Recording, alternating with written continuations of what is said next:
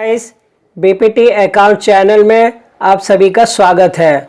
आज मैं कक्षा 12 के लिए अकाउंट चैप्टर का पहला टॉपिक लेकर के आ रहा हूँ, गैर व्यापारिक संस्थाएं। तो थॉर्टिकल बेस हम शुरू करेंगे और रेगुलर इसका हम अध्याय करते रहेंगे। तो चैनल के अंत तक बना रहें और चैनल को सब्सक्राइब करना ना भूलें। तो पहला पॉइंट्स बच्चों में ले रहा हूँ, इधर ध्यान देंगे।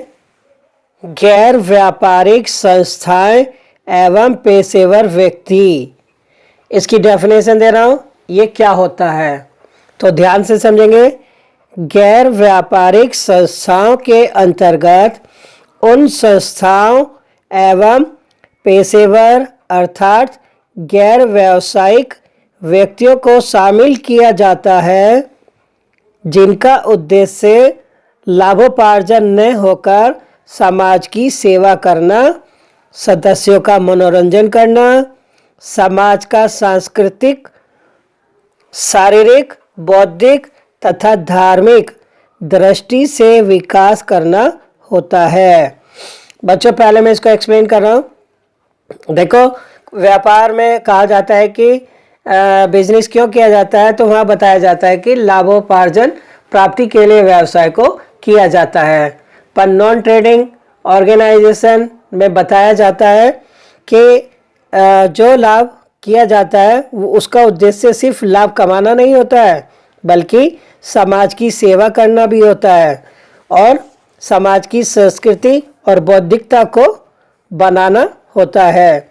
जैसे महाविद्यालय, विद्यालय, पुस्तकालय, अनाथालय, क्लब, स्कूल, कॉलेज, धार्मिक संस्थाएं, धार्मिक औषधालय, मंदिर, साहित्य समितियां, राजनीतिक संस्थाएं, मनोरंजन समितियां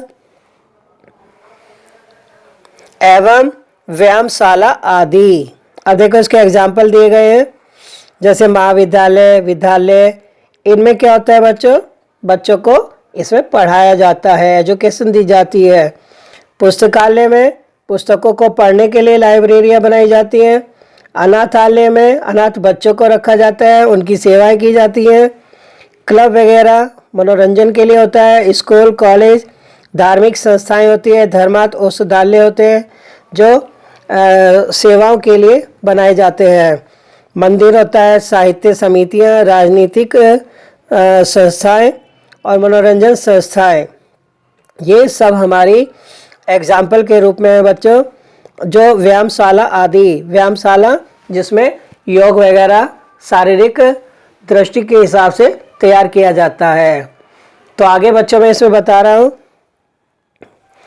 इसी प्रकार पेशेवर व्यक्ति के अंतर्गत उन व्यक्तियों को शामिल किया जाता है जिनका उद्देश्य सामाजिक एवं परमार्थिक कार्य करना होता है, व्यापार करके लाभ कमाना नहीं।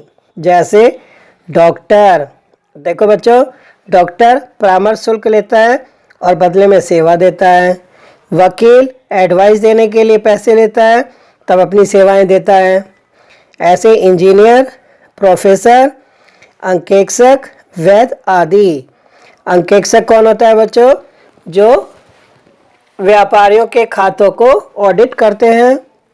और वैद्य जो हमारे औषधालय वगैरह होते हैं, उनमें जो चैरिटेबल संस्थाएं बनाई जाती हैं, उनमें धर्मार्थ सेवाओं के रूप में कार्य करती हैं। तो आगे मैं बता रहा हूँ आपको बच्चों, इसमें यह है पेशेवर व्यक्ति अपनी सेवाएं प्रदान करके आय अर्जित करते हैं। इसका तात्पर्य ये हुआ कि वो व्यक्ति अपनी सेवाएं देंगे तो बदले में अर्जित पैसा प्राप्त करेंगे। गैर व्यापारिक संस्थाओं की आय के लिए मुख्य स्रोतों सदस्यों से प्राप्त चंदा। जो हमारी गैर व्यापारिक संस्थाएं होती हैं बच्चों, उसमें हम जो सदस्य होते हैं उनसे चंदा प्राप्त करते हैं। दान, अनुदान, अनुदान ग्रांट को बोलते हैं। विनियोग से आय, इनकम फ्रॉम इन्वेस्टमेंट आदि होते हैं।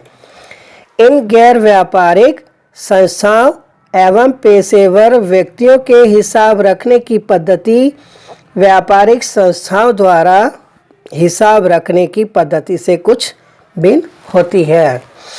तो बच्चों, ये आज मैंने आपको बताया कि गैर व्यापारिक जो संस्थाएं होती हैं और पेशेवर व्यक्ति होते हैं वो कौन कौन होते हैं और किस प्रकार से सेवाएं करते हैं और बदले में धन अर्जित करते हैं। बच्चों, बीपीटी चैनल अकाउंट्स को अभी तक आपने सब्सक्राइब नहीं किया तो चैनल को सब्सक्राइब करें और वीडियो के अंत तक बने रहें। तो मैं अब अगला टॉपिक इसमें ले रहा हूँ कि गैर व्यापारिक संस्थाओं की विशेषताएं कौन कौन सी होती हैं। तो पहली हम लेंगे इकाई। इकाई में बच्चों आता है, इन संस्थाओं का स्वामित्व किसी व्यक्ति या कंपनी के हाथों में नहीं होता, अतः यह एक स्वतंत्र इकाई है जो अपने सदस्यों से पृथक है। पृथक कहते हैं अलग के लिए, ये अलग से है इकाई होती है हमारी। नंबर 2 विशेषता आती है मुख्य उद्देश्य सेवा। इन संस्थाओं का मुख्य उद्देश्य अपने सदस्यों एवं समाज की सेवा करना है। इनका मुख्य उद्देश्य लाभोपार्जन न होकर साहित्यिक, सामाजिक और धार्मिक प्रवृत्तियों को प्रोत्साहन देना है। तो बच्चों यहाँ पर ध्यान देंगे, मुख्य उद्देश्य क्या है, मुख्य उद्देश्य सेवा किसे कहते हैं। इसका अर्थ ये है यहाँ पर कि हमें सिर्फ लाभ कमाने के लिए नहीं बल्कि सामाजिक और धार्मिक प्रवृत्तियों को उजागर करने के लिए लोगों को प्रोत्साहन देना होता है ताकि समाज में एक अच्छा संदेश जा सके। नंबर 3, आय के मुख्य स्रोत। अब हमें इनकम भी करनी है, प्राप्त करनी है बच्चों, तो उसके लिए हमारे स्रोत कौन से होंगे। इनकी आय के मुख्य स्रोत या साधन सदस्यों से प्राप्त चंदा, दान, सरकार से ग्रांट के रूप में प्राप्त सहायता तथा प्रवेश शुल्क आदि होते हैं। ये हमारे मुख्य स्रोत होते हैं। हम इन स्रोतों के आधार पर अपनी इनकम प्राप्त करते हैं। बच्चों देखो, नॉन ट्रेडिंग जो हमारी संस्थाएं होती हैं उसमें सरकार द्वारा ग्रांट्स दी जाती है, अनुदान दिया जाता है ताकि इन संस्थाओं को चलाया जा सके। अगले पॉइंट्स की ओर हम बढ़ रहे हैं। रूप। इन संस्थाओं का मुख्य उद्देश्य सामाजिक, साहित्यिक, धार्मिक, शारीरिक प्रवृत्तियों को प्रोत्साहन देना है। इनके मुख्य प्रारूप शिक्षण संस्थाएं, धर्मशाला, अस्पताल, पुस्तकालय, अनाथालय एवं लायंस क्लब आदि। देखो, इसके अलग अलग प्रकार बताए गए हैं बच्चों। जैसे कि इसमें हमारा पहला पॉइंट आता है मुख्य उद्देश्य सामाजिक, समाज के प्रति कार्य करना, साहित्यिक, धार्मिक एवं शारीरिक प्रवृत्तियों को प्रोत्साहन देना है ताकि समाज में एक अच्छा संदेश जा सके। इसके मुख्य शिक्षण संस्थाएं हो सकती हैं इसमें धर्मशाला किराए पे दी जाती है, अस्पताल सेवाओं के लिए बनाए गए हैं, पुस्तकालय किताबों को पढ़ने के लिए, अनाथालय अनाथ बच्चों को उसमें रखने के लिए और लायंस क्लब आदि इनके अलग अलग रूप होते हैं। लास्ट पॉइंट ले रहा हूँ मैं बच्चों अब का, आधिक्य का सदस्यों में बंटवारा नहीं। आधिक्य कहते हैं सरप्लस को, लाभ को। तो ये क्या होगा इसमें, चालू वर्ष के व्ययों पर आय के आधिक्य सरप्लस को सदस्यों में बांटा नहीं जाता वरन उसे पूंजी कोष में जोड़ दिया जाता है। बच्चों, इस टॉपिक में हम आपको आगे बताएंगे कि किस प्रकार से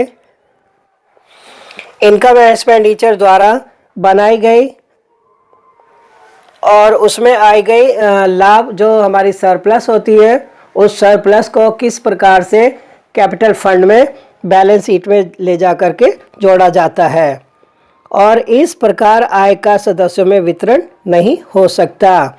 जो हमारा आय आती है वो आय हमारी बैलेंस शीट में ऐड हो जाती है। तो बच्चों, आज का टॉपिक मैंने यहाँ पर लिया है, तो इसलिए आप वीडियो को पूरा देखेंगे। और बच्चों, आज मैं ये कहना चाह रहा हूँ कि यदि इस वीडियो पर 200 या 300 व्यूज़ नहीं आए तो मुझे लगेगा कि शायद मेरे पढ़ाने में कोई कमी रह गई है। तो इसलिए आप अपने दोस्तों में इस लिंक को शेयर करें और ज़्यादा से ज़्यादा इस वीडियो के माध्यम से लाभ उठाएं। नमस्कार।